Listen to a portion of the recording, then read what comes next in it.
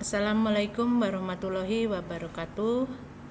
Selamat berjumpa kembali dalam mata pelajaran Otakal Kepegawaian kelas 12. Saya Retno Sri Wulandari akan melanjutkan.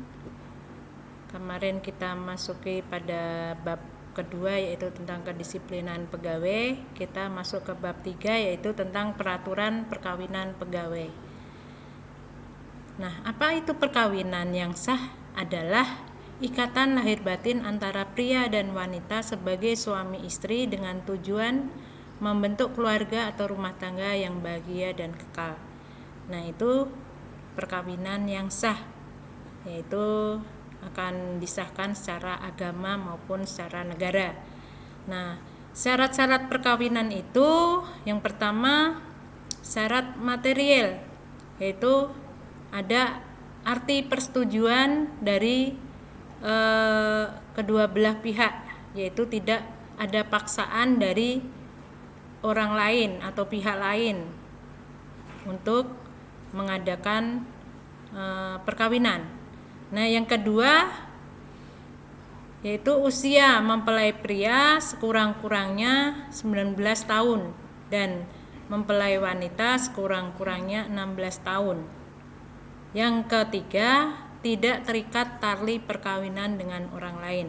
Sudah ada aturannya. Kenapa? Dalam perkawinan itu ada aturannya supaya tidak terjadi hal-hal yang tidak diinginkan. Nah,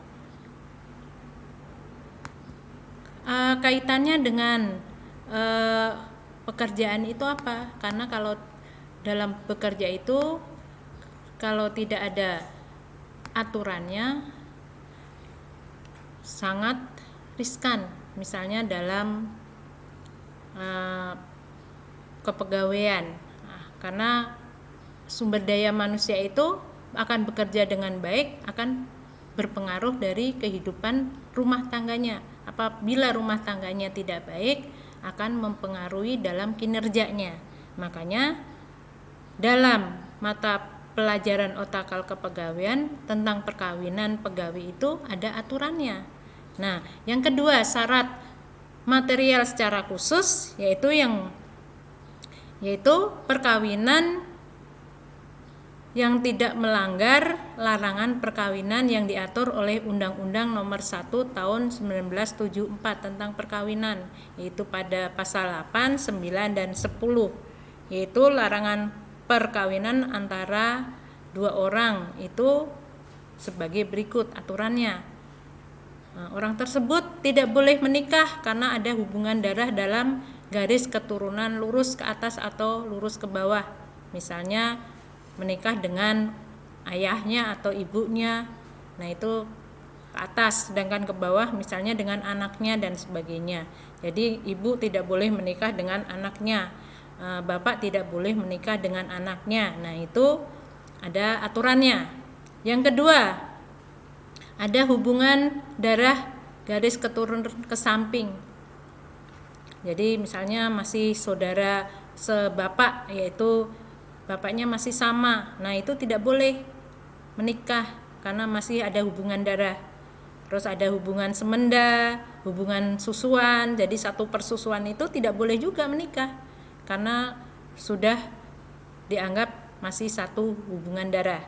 Terus yang selanjutnya hubungan saudara dengan istri atau sebagai bibi dan sebagainya, yaitu tidak baik kalau masih ada pertalianan hubungan darah.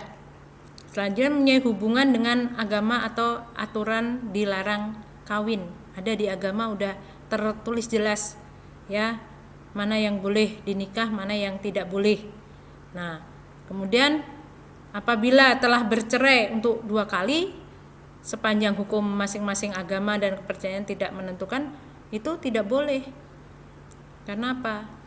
Berarti sudah tidak ada keharmonisan ataupun kecocokan. Ya. Dalam hal ini, kenapa peraturan perkawinan itu sangat dijelaskan oleh pemerintah, yaitu melalui aturannya. Supaya apa? Karena secara genetik atau apa, kalau menikah dengan saudara atau masih ada hubungan darah itu akhirnya keturunannya juga tidak baik. Ada yang sakit inilah karena apa? Yang gen-gen negatifnya itu akan berkumpul dan akhirnya menghasilkan yang tidak baik. Makanya ada aturan perkawinan. Nah, selain itu apa?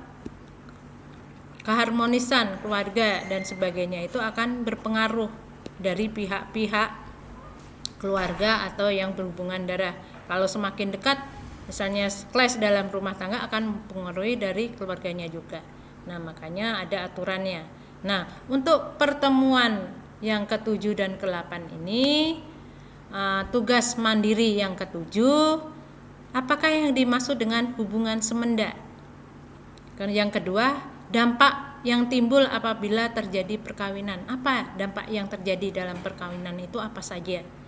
Terus yang ketiga, apa peranan orang tua dan masyarakat dalam menangani permasalahan tersebut? Masalah dalam perkawinan itu, namanya orang hidup bersama itu pasti ada masalah-masalah yang akan timbul. Nah, bagaimana dampak peranan orang tua dan masyarakat dalam menangani permasalahan tersebut?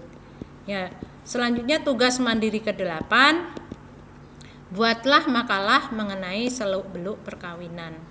Ya, kalian kerjakan di kertas selembar folio bergaris dan kalian kumpulkan kepada wali kelas kalian masing-masing.